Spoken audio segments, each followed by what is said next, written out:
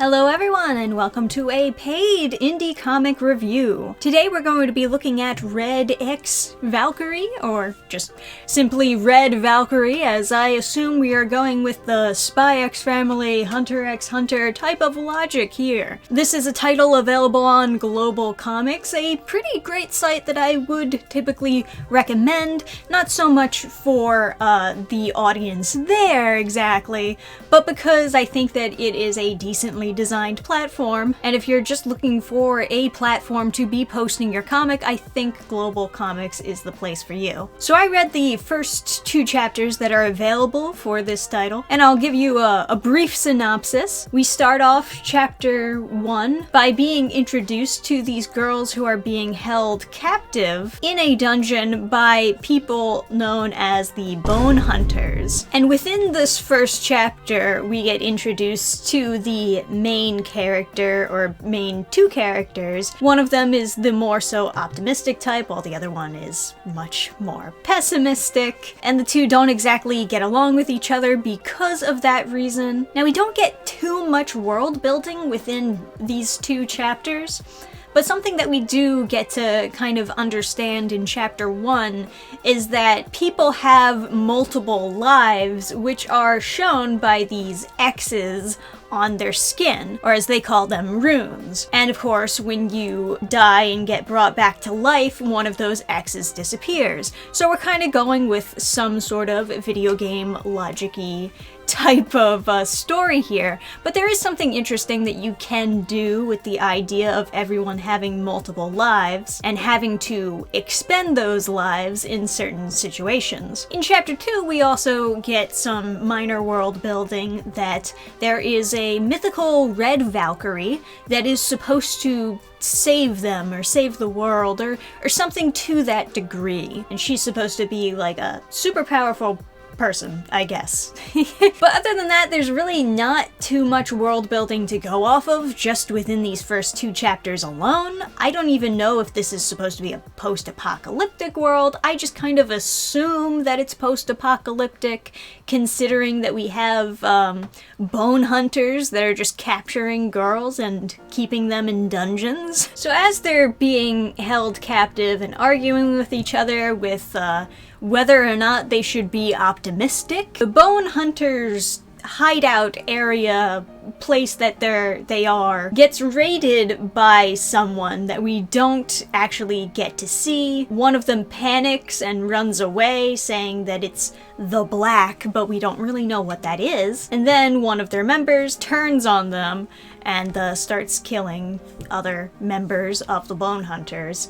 Out of like some sense of spite and revenge because they had been mocking him before. And he himself doesn't really seem too concerned about what the Black is or if they're in trouble. Rather, instead, he just immediately turns to the girls and are like, okay, time to start raping you girls, I guess. It's a celebratory raping because I killed all my other brothers. Let's go. And that's when the optimistic character, her name is Rice, she actually fights back and then turns to help the other girls finally break free.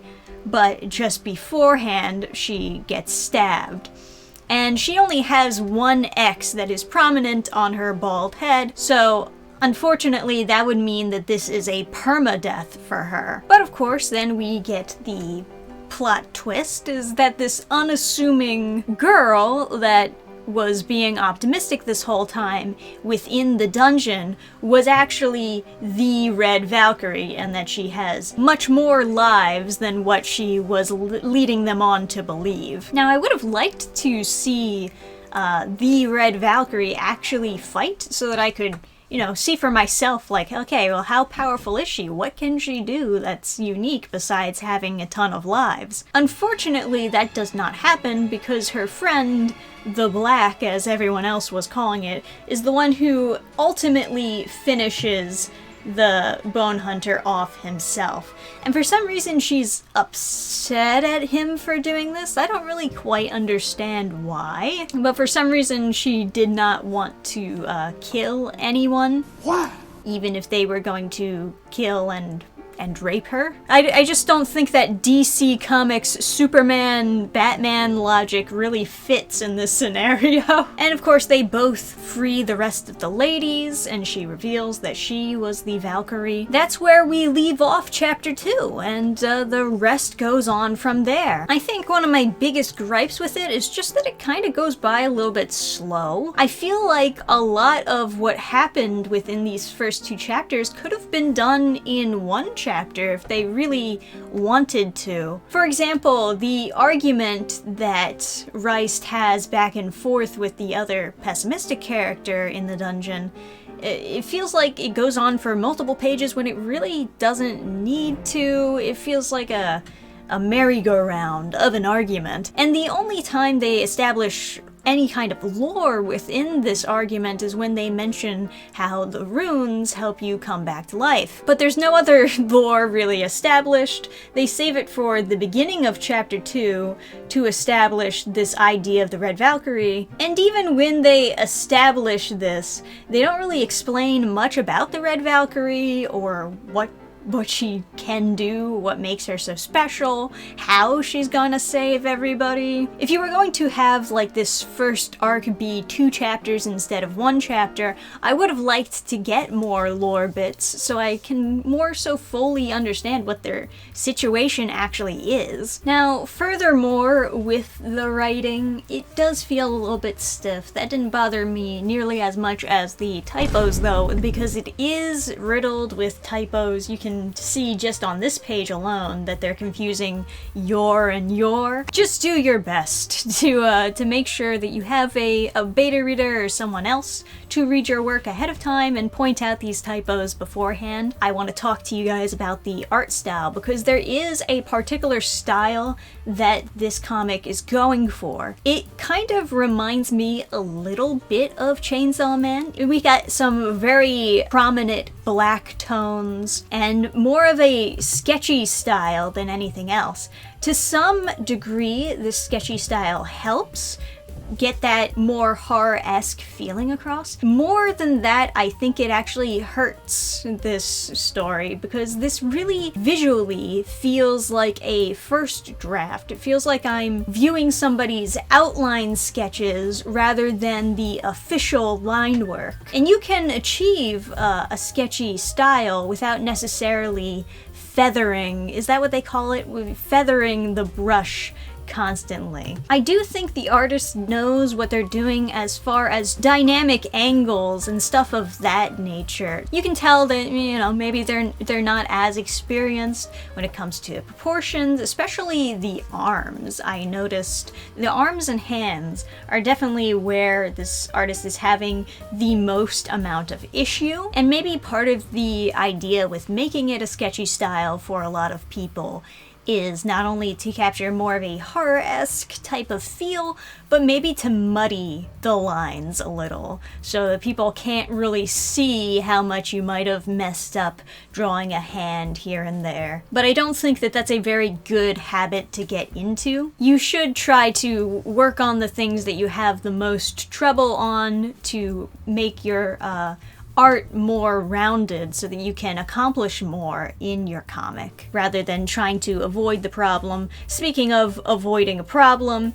there are almost no establishing shots throughout these first 2 chapters. Like, almost absolutely none. This is about what you get in terms of a background, where we can kind of see like maybe the subtle indication that maybe they're in a stone room, maybe. we get squares. There's a bunch of squares just kind of feathered around in this panel, but you don't really get anything concrete. Most of the panels, as you can see, there's just white or dark backgrounds. You don't really see where exactly they are. Like, look at this background. What is this?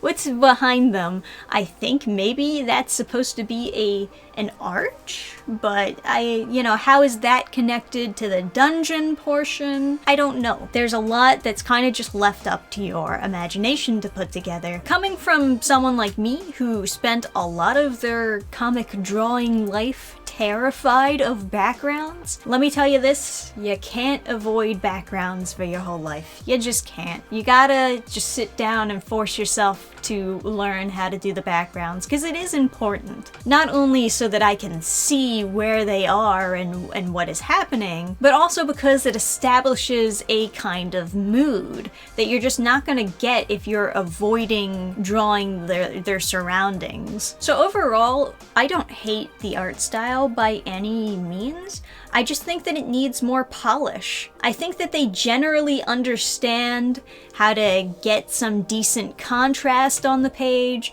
I think they generally understand how to get these dynamic shots and how to tell a proper story with the paneling that they have. But just fixing these areas that you're not as confident in, such as, you know, the drawing the hands thing, the backgrounds, and smoothing out, I think some of these lines will definitely improve the overall look of the comic, because right now I just think it's too much sketch. Even Chainsaw Man does not have lines that are this feathery, you know what I mean? But it's something that can be improved upon. There is like potential there.